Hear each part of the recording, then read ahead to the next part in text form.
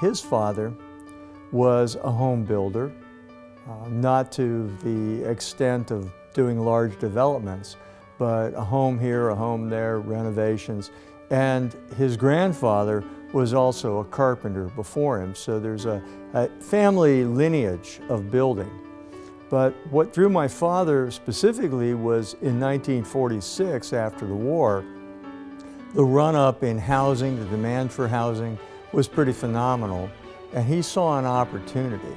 And he started building, quite literally, one home at a time for a number of years, and then was able to acquire several lots and started building up the business of home building from that point.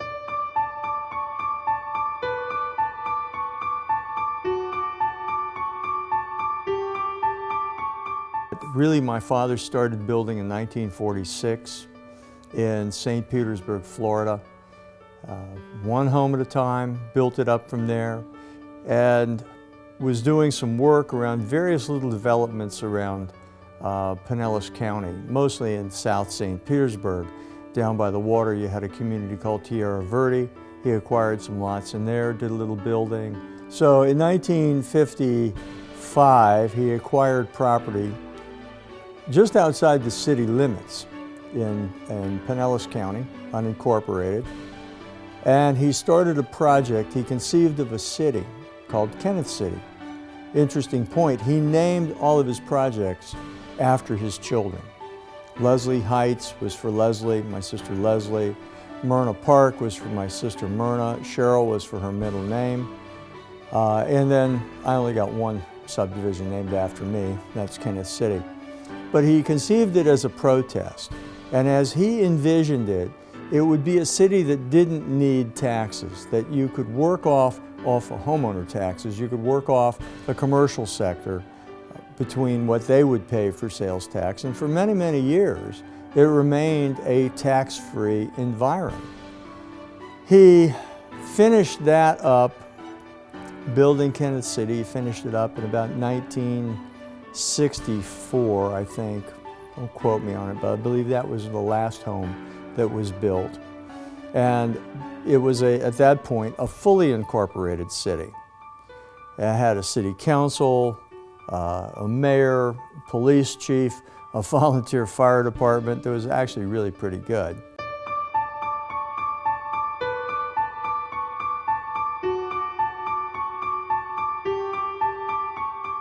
So he wanted to say, well, can we divide ownership interest? Of course you can. It's done all the time. You sell a lot, you build a home. That's a divided ownership interest. But can you build it vertically, where you own a condominium, what became known as a condominium, you own a area of space that is attached to other areas of space, but you don't share any liability. It's a corporation, yes, but everybody has their individual ownership rights within that overall scheme. So you own 1/16th or 1/82nd, whatever it is, of that condominium, but the responsibility is on the individual owner. There's no shared liability in that scheme. So that was pretty innovative at the time. And he went to the bank and convinced the banker to do it. And the banker said, "Sidney, I don't understand a word of what you said, but I know you, I know your record, I trust you, I know you're good for the money." So that's how Dad got off and running, building condominiums. And that's a community called Clearview Oaks, which, as it turns out, was the first modern condominium community in the country. He didn't know that 2 years later.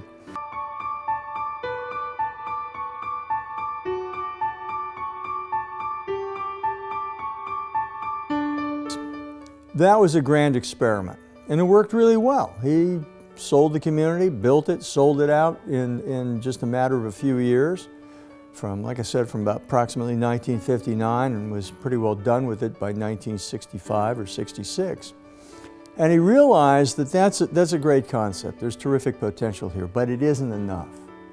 It wasn't enough, because what he did was he just built a home, he built a condominium, and he built a small little recreation building where people could get together. They had a pool table, they had cards, it was a social activity center. But he didn't figure that was enough. So at this point, he was always out looking for land, acquiring more property. And he acquired a series of groves in north central Pinellas County. And he was able to create an assemblage of a little over 500 acres in that time. And in 1966, he started the On Top of the World community. Well, why did he call it On Top of the World? Well, interestingly, this property that he acquired was the highest land in Pinellas County. It was 4 or 5 miles inland from the bay and 4 or 5 miles inland from the Gulf and about 3 miles inland from the bay. So it was not in any flood zone. And interestingly enough, from Corpus Christi, Texas, all the way around the coast, from Louisiana all the way around Florida and up into Virginia, it was the highest land above sea level, mean sea level, approximately 66 or 67 feet above sea level. So, interesting story. What was with the name? Okay, you have this high property that's somewhat coastal, overlooking the coast.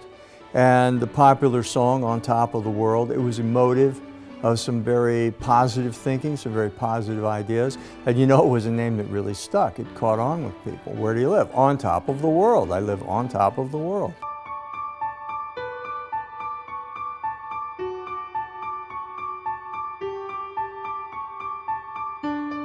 But what was unique about On Top of the World was that it was based around recreation as a way of life. That at the time he built $1 million, and I do mean $1 million, recreation center. People thought he'd lost his mind to put that much money into facilities. But he didn't stop there. He built an 18-hole golf course and a 9-hole golf course and made them completely private, not open to the outside, and gave free golf to all the residents. So it was really an off and running community. And my father had a real sense of drama. You know, that sense of arrival, that whole entry sequence. And there's this iconic arch, like the Arc de Triomphe, that sits out in front of the community. And you go through this, under this arch as you enter the community, and the first thing you see is a very large globe of the world. And the globe of the world was actually to scale. Everything on it was to scale. He had just a real artist and a real artisan working for him who could put that together, conceive of it and put it together. And it was situated in a central garden. And in the garden were fountains, a series of flowing fountains. It was just a wonderful place to walk. And people would come, they'd park outside the gates, they'd walk in just to see the garden and walk in the community, walk in that area. So it was a community that in its day was ahead of its time.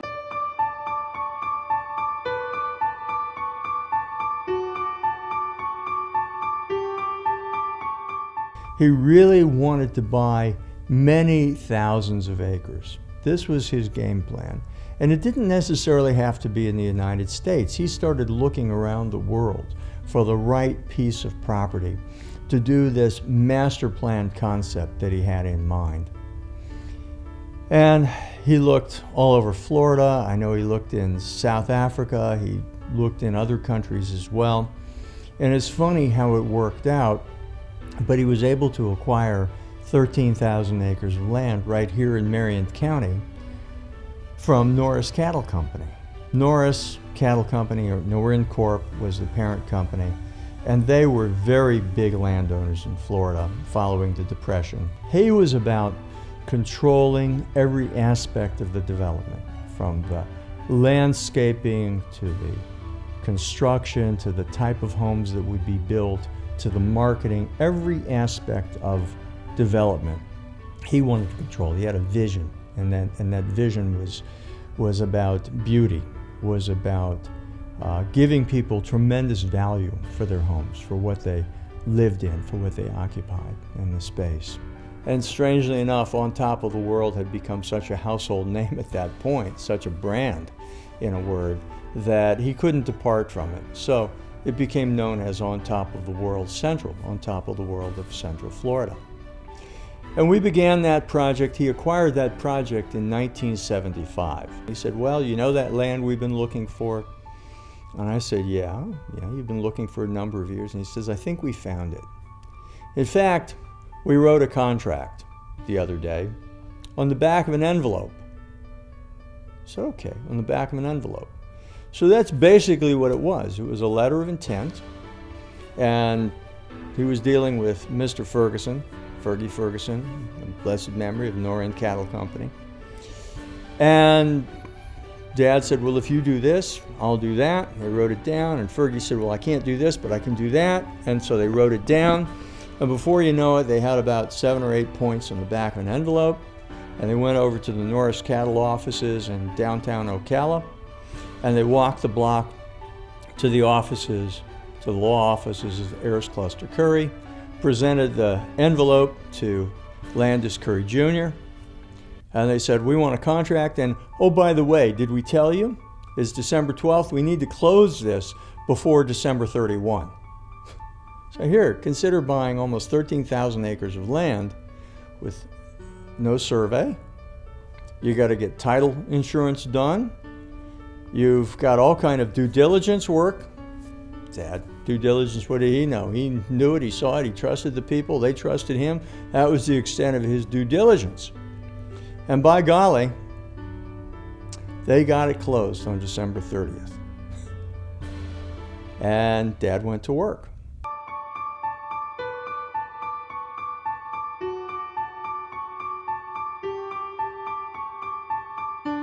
So he took what he had and he worked with it. And we went back to the state and we solidified the vested rights and consolidated some of the units.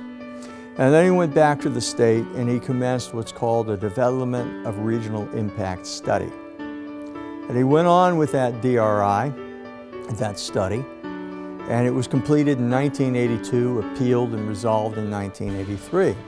Well, we'd already begun construction in 1982 as soon as we got our first approvals, which was allowed. And his concept was a townhome. He liked townhomes. You could put high style on it, and they're incredibly efficient. And I love building them because, to tell you the truth, the only space within that townhome that was not utilized was that last 4 feet right under the stairs, where you really couldn't jam anything because it was just too tight. But we had storage all over the place in those homes, in those townhomes. So that's where we started, in Ocala, in Marion County, with On Top of the World Central. Started building townhomes.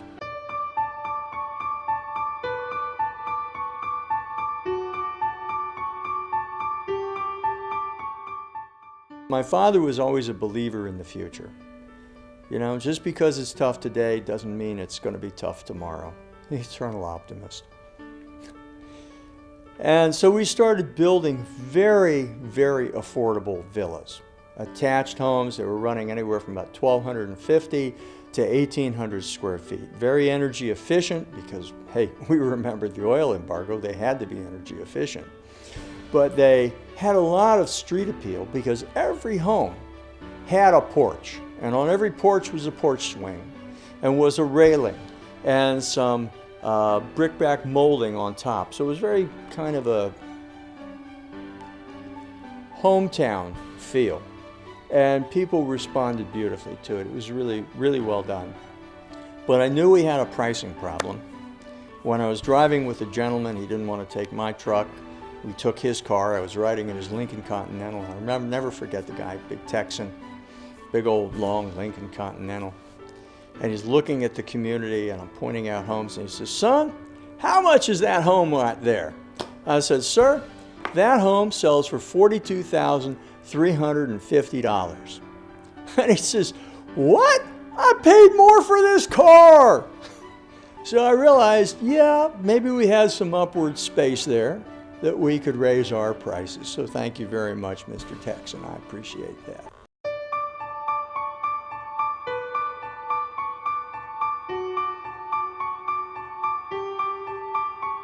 That theme, that genetics within the body of the community did come about. and did express itself in another iteration when we built the Cultural Center, the Circle Square Ranch Cultural Center. We started expanding the community, moving from attached villas into single-family homes and building a range of single-family homes, all the way nurturing our fitness programs, our cultural and arts programs. And finally, we reached a level of homes in the community where it could sustain an arts program, a consistent arts program. We built the Cultural Center, a 950-seat auditorium with stage, phenomenal sound system, projection, production capabilities. And we started bringing in national acts as well into this, which was one of the points. But the other aspect was not just the entertainment side of the community, because that's important enough, but empowering people, empowering our residents to cultivate their creativity. This was a really important function. We packaged the programs we had. I'd been to a conference out in San Francisco. It was sponsored by Civic Ventures, which Mark Friedman, I'll mention by name, great guy, great visionary, pulled that together. And what he was about was saying you have all these seniors in these communities, you have this wonderful coming together of experience, unparalleled in this country, in history, and there's an opportunity to keep people involved and to harness this energy and bring it back into communities and build better communities, more civility, stronger communities, more sense of place. And we certainly buy into that because we were doing it.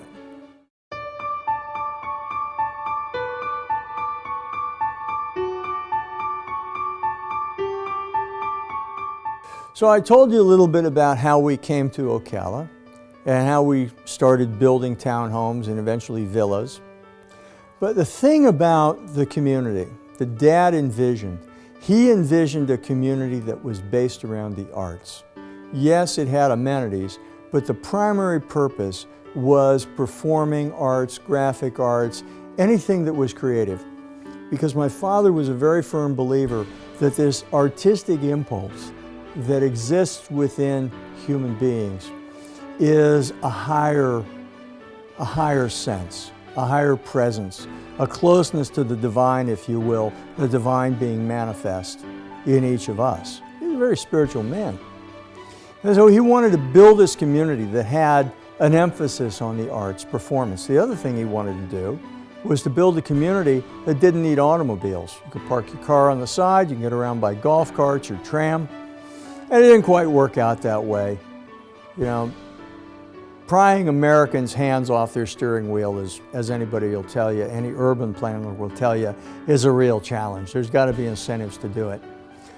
Nonetheless, we were very successful in promoting golf carts, to the point that at one point 50% of the vehicles on the road and on top of the world were golf carts. Still a very high percentage today. And that's an important point. We also went on building amenities. We built an 18-hole golf course, followed by another 18-hole golf course, followed by a third 18-hole golf course. We built a very large recreation center and pool complex in its day from the 1980s. And it had a large performance center. It had a fitness center, which is really important. Because the thing that my dad learned in the first On Top of the World of Clearwater was, yes, he amenitized the community, yes, they had classes, yes, people were engaged, and yes, it improved their quality of life. But what he saw as lacking in that was an aspect of physical fitness. As he said, I can't increase your life by one day. I don't know if I could do that. But I can certainly increase the quality of your time. So we created, and I say we because it was my father and I, created what may be the first consolidated, concentrated fitness program for seniors in the country. And it was right on site and on top of the world. We acquired the first generation of Nautilus equipment. And Nautilus, I mean, that was a real breakthrough, because that meant fitness could be somewhat genteel, but it could still be real fitness. And so we had the full lineup in our gym. We had weight machines, all kind of weight machines. We must have had 25 pieces or 30 pieces in there, together with treadmills and all kind of other things. And we hired a fitness director into the program. And the fitness director, we gave them a lot of leeway, and he created a cardiac resistance exercise program, which is well ahead of its time. And the highest compliment we were paid was when the people who'd been in for cardiac surgery and were on the rehab track, when the physician would tell them, you don't need rehab anymore. You can finish your rehab in your community on top of the world. They have a phenomenal program.